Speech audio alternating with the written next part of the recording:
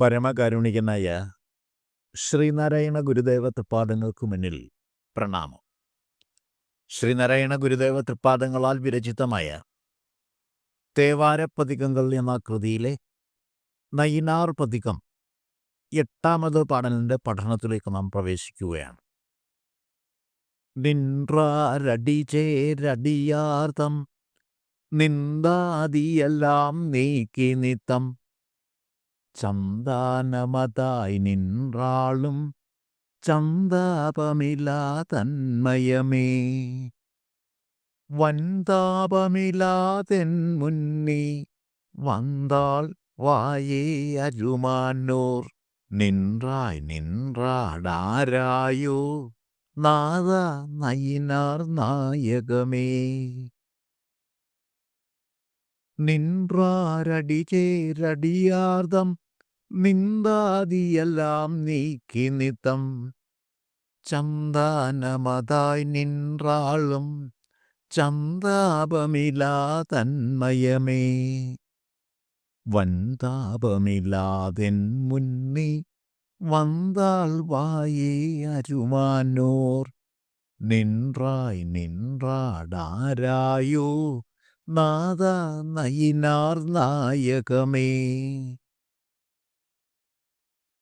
നിൻറാർ നിന്റെ താർ, നിന്റെ പാദമല്ലർ, അടിചേർ അടിചേർന്ന് നിൽക്കുന്ന, തം അടിയാർ ആ ഭക്തന്മാരെ, നിന്ദാദിയെല്ലാം നീക്കി, നിന്ദ മുതലായ നിഷേധഭാവങ്ങളെയെല്ലാം ഇല്ലാതെയാക്കി, നിതം നിത്യവും ചന്ദാനമതായി നിன்று സന്താനങ്ങളെപ്പോലെ കരുതി, ചന്താപം ഇല്ല ഒരു ദുഃഖത്തിനുമിട വരുത്താതെ ആളും കാത്തുരക്ഷിക്കുന്നവനായ തന്മയമേ തത്മയമേ ബ്രഹ്മമയനേ, വൻതാപം ഇല്ലാതെ വലിയ ദുഃഖങ്ങൾ ഇല്ലാതെയാക്കി എൻ്റെ മുന്നിൽ നീ വന്ന് നീ പ്രത്യക്ഷപ്പെട്ട് ആൾവായെ കാത്തുരക്ഷിച്ചാലും. അരുമാനൂർ നിൻറായ് അരുമാനൂർ വാസനായി നിന്നുകൊണ്ട്, നിൻറാടാരായോ നിൻ താഴ്താരായോ നിന്റെ പാദങ്ങളിൽ അഭയം നൽകിയാലും നാദാ നയിനാർ നായകമേ, നയിനാർ കോവിലിൽ വാണരുളുന്ന നാഥ.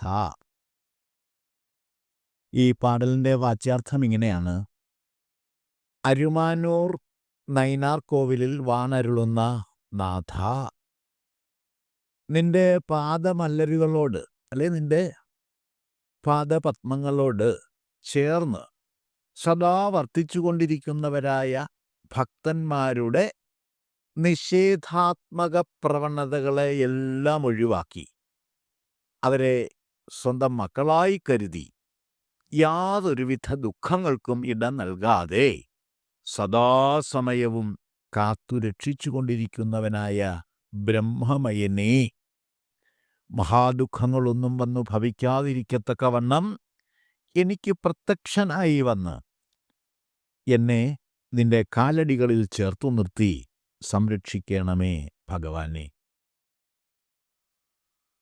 ഉപനിഷത് പ്രഭാവം എഴുന്നു നിൽക്കുന്ന ഒരു ധ്യാനമന്ത്രമാണിത്.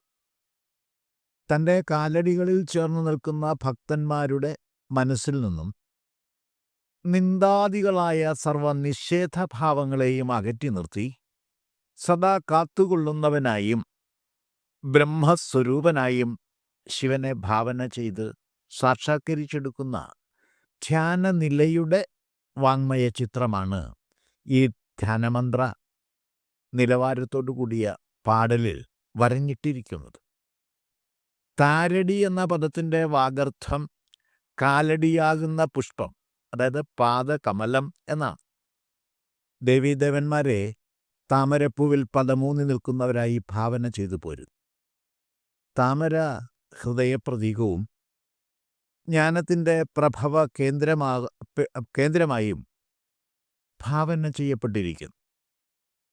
നിൻ താരടിചേർത്തം അടിയാർ എന്ന് ഈ പാടലിൽ വിശേഷിപ്പിച്ചിരിക്കുന്നത് സദാ ശിവധ്യാനത്തിൽ ആമഗ്നരായിരിക്കുന്ന യോഗികളെയാണ്. നിഷേധാത്മകങ്ങളും ആനന്ദ സംപ്രാപ്തിക്ക് തടസ്സങ്ങളായി നിൽക്കുന്നതുമായ സർവ്വതിനെയും ചേർത്താണ് നിന്ദാദികൾ എന്ന് ഇവിടെ പറഞ്ഞിരിക്കുന്നത്. ചന്ദാനമതായി നിൻറാളും ചന്താപമില്ലാ തന്മയമേ. ഇതാണ് അടുത്ത വരി.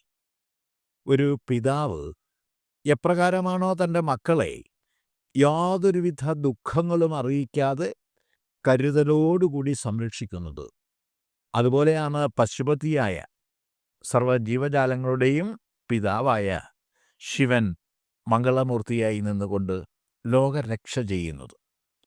സ്വന്തം മക്കളുടെ സന്തോഷത്തിനു വേണ്ടി എന്ത് ത്യാഗവും സഹിക്കാൻ തയ്യാറുള്ളവരാണ് യഥാർത്ഥ പിതാക്കന്മാർ.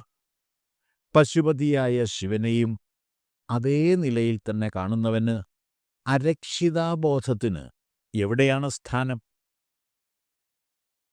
തന്മയം എന്ന പദത്തെ തത് മയം എന്ന് ഇഴപിരിച്ച് പരിശോധിക്കുമ്പോൾ അതായി തന്നെ വർത്തിക്കുന്നവൻ എന്ന അർത്ഥം സിദ്ധിക്കുന്നു. തത്, അത് എന്ന പദം ബ്രഹ്മദ്യോതകമാണ്. ശിവനെ പരബ്രഹ്മസ്വരൂപനായിട്ടാണ് ഇവിടെ ഭാവന ചെയ്തിരിക്കുന്നത്.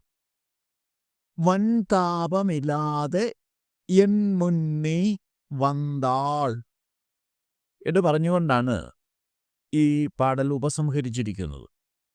മഹാദുഃഖങ്ങളൊന്നും വന്നു ഭവിക്കാതിരിക്കത്തക്കവണ്ണം അനുഗ്രഹവർഷം ചൊരിഞ്ഞുകൊണ്ട് നീ എൻ്റെ മുന്നിൽ പ്രത്യക്ഷനായി വന്നു നിന്ന് എന്നെ കാത്തുരക്ഷിച്ചാലും എന്നാണ് ഇവിടെ പ്രാർത്ഥിച്ചിരിക്കുന്നത്. ധ്യാനയോഗ സാധനയിലൂടെ ശിവസായുജ്യ പദവിയിലെത്താൻ കയ്യെത്തും ദൂരം വരെയും ഗുരു എത്തിക്കഴിഞ്ഞിരുന്നു.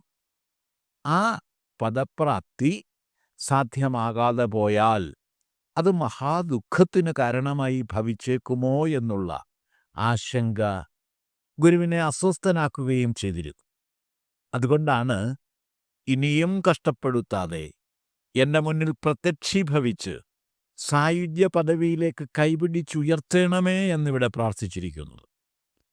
യോഗഭ്രംശമുണ്ടാകാതെ മുന്നേറാനുള്ള, യോഗഭ്രംശം സംഭവിക്കാതെ ആ യോഗനിലയെ മുന്നോട്ട് കൊണ്ടുപോകാനുള്ള ഭാഗ്യത്തിനു വേണ്ടി നടത്തിയിരിക്കുന്ന നിർവ്യാജമായ പ്രാർത്ഥനയായി ഇതിനെ മനസ്സിലാക്കാവുന്നതാണ്.